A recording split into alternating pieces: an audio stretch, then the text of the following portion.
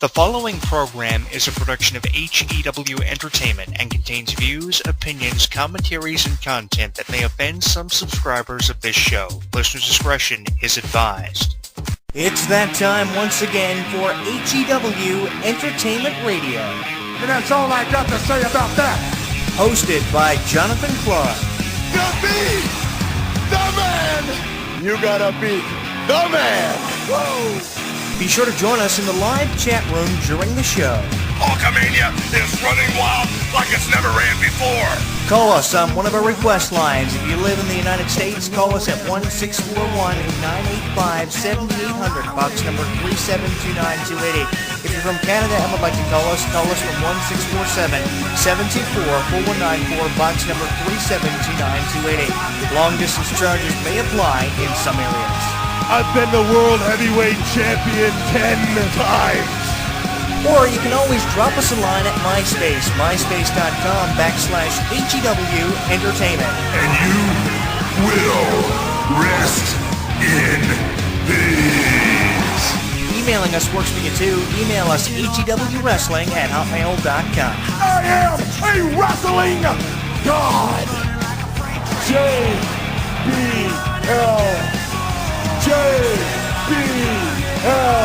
And now, without any further ado, here is your host of HEW Entertainment Radio on the official website of HEW Entertainment, Jonathan Clarke. The champ is here.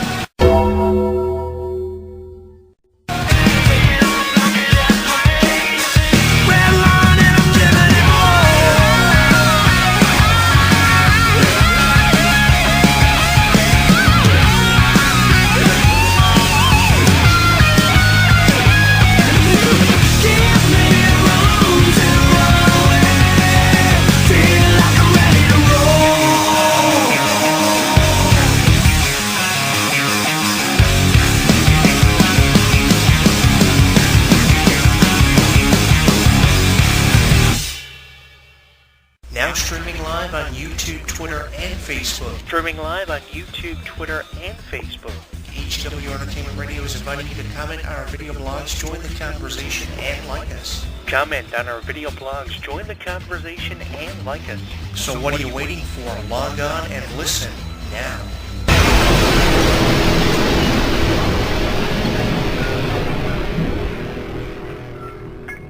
Don't miss out on any of the action. Download our app on the App Store, Google Play, and the official website of HEW Entertainment. Once you download and install it, you'll get caught up on news, YouTube videos, and more. Download it now. Woo!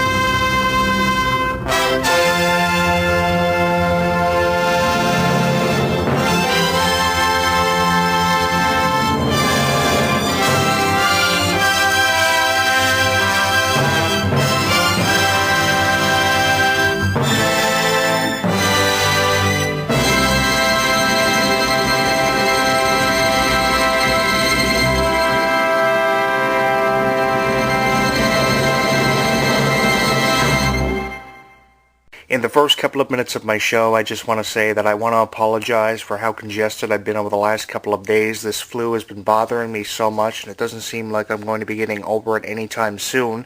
But I just want to say I'm sorry for the way that I've been doing my shows as of late. Hopefully this flu, this congestion will pass over the next couple of days. I'm not sure how long this is supposed to last, but apparently it's a bug that's been going around, so I just want to apologize for how I've been sounding over the last couple of days, and I'm hoping to be over it really soon. But I want to thank you guys so much for subscribing to me on my YouTube channel, subscribing to me on my Facebook page, following me on Twitter, and keeping up with the conversation. There's so much going on in professional wrestling, and that's why I haven't put my show on the back burner, because there's so much to talk about in the way of the New Talent Initiative. We have co-general managers of Monday Night Raw, and it's all happening within the fallout of events like WrestleMania and Payback. And one issue that I want to touch on this week is the issue of how much Charlotte continues to be like her father, and reiterating Ric Flair's legacy. I think this is absolutely uncalled for. This is ridiculous, and it seems to be getting more ridiculous as the weeks go by. And I just want to know where the line is drawn, or going to be drawn, between Charlotte and Ric Flair, and the misperception that we are seeing. She's becoming more and more like her father with the remixed entrance music, the wrestling ability, the ring attire. It's just ridiculous. I mean, one way of looking at it was her coming out with red and purple ring attire, and now they've gone as far as to make her wear Ric Flair's robe that he wore at WrestleMania 24 on the night of his retirement, and that is really going way too far, in my opinion, as a wrestling fan, because, I mean, how far do you really need to take this issue? I mean, she's been irritable enough to wrestling fans, coming out and seeming more like her father as the weeks go by. I would appreciate Charlotte more. It's not that I don't appreciate Charlotte. I would just find more appreciation with her character if she was different and finding ways of separating herself from Ric Flair, more so than being this generational superstar that's going through the generations and seeming more like her father. And we've seen so many wrestlers, both males and females alike, who have done the same kind of thing. But the thing is that differentiates themselves from people like Charlotte is the fact that they try to be different in their own unique way. Like, for instance, the $1 Million Man's son, Ted DiBiase Jr. At least they dropped the name Jr. They tried to make him seem more like his father, but he stayed away from wanting to be like his father. And because he wanted to be, more like himself, that's why he had more respect given to him from fans, and eventually became a fan favorite for the short time that he was there in WWE. The same thing about Cody Rhodes. Cody Rhodes may seem like his brother Dustin a little bit with the Stardust gimmick, but at least it's different, and it's a different way of looking at characters from the American Dream, Dusty Rhodes, and Goldust like we've seen in the past. But the thing about Charlotte is she's just reminding me way too much about her father, and I really hate that. And I really wish this wasn't the circumstance that we were faced with as wrestling fans, radio shows, columnists, whatever role we have in the wrestling business. And that's the thing. People expect us to criticize people like Charlotte all the time for how they look, how they're being perceived, how they're going about doing things, how they're orchestrating their characters. But I'm not going to criticize Charlotte. I'm just going, even though it says criticizing Charlotte this week as the headline on my YouTube channel, I'm going to say there still is just as much time to create something special for Charlotte as there has been for a number of wrestlers that have fallen within this same kind of category that she is currently within. I wish it wasn't the circumstance for Charlotte. I wish she was doing something more productive with her career. Yeah, we're looking at her one way of being Divas and Women's World Heavyweight Champion as one way of looking at it, but I want to see more of an opportunity to create with the New Talent Initiative for Charlotte and just try to get her away from Ric Flair, because this is really what needs to happen. If Dr. Phil was ever correct on anything that he had said on any of his shows or any of his public appearances that he has made, one thing that he was dead on about and hit the nail on the head about was the fact that Charlotte really needs to get away from her father and stop coming at the ringside with Ric Flair in her corner. Yeah, I appreciate how Ric Flair is really die-hard for Charlotte. He's very supportive of his daughter. That would be to be expected for Ric Flair with the friendship that he's had with people like Triple H and Stephanie for years. They go back through the years, of course, as part of Evolution, so he's using his influence on people like Triple H and the influence that he's had on Triple H over the years, of course, being Triple H's mentor for a number of years, along with Killer Kowalski for a number of years. He goes back quite a ways with Triple H and using his influence on Triple H and Stephanie that he's had for years to benefit his daughter, and obviously that's a huge reason why Charlotte is in the position of taking over the way that she has been for the last number of months.